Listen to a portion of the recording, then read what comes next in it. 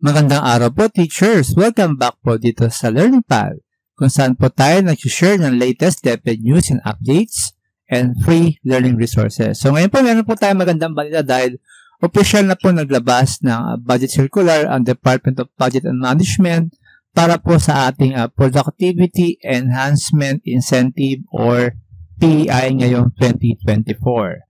So makikita po rito na grant of the fiscal year 2024 Productivity Enhancement Incentive. So ano po ba itong PEI? So ito po ay isang incentives under the Total Compensation Framework established under Congress Joint Resolution number 4 noong 2009. So ito po ay binibigay sa mga government employees as a reward for exceeding agency and financial performance targets. So kailan po ito ma-receive?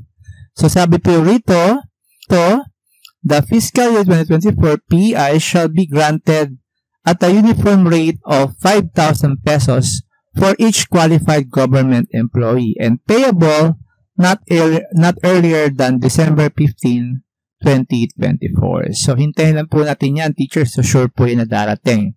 And then, ito po ay nakabase po sa Budget Circular number 2017-4 kung ano po yung mga requirements and mga policies regarding the PEI. So, ito po yun.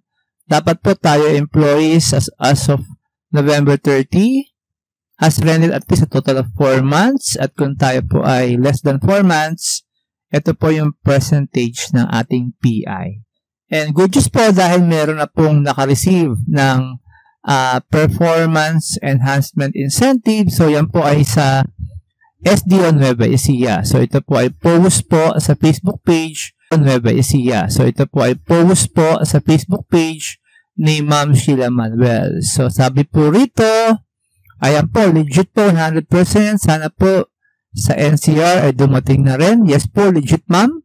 At may mga nakakatawa rin po mga comments like, okay, bilis na iyong pagdating.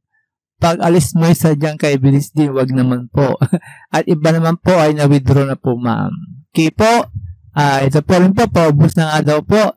So, sure po, PEI, and then waiting po tayo sa SRI. So, next po nating movie, ang next po nating video teachers ay sure kaya tayo na merong SRI. Ano pong masabi ng ibang mga teacher groups about SRI. So, abangan po natin yung video.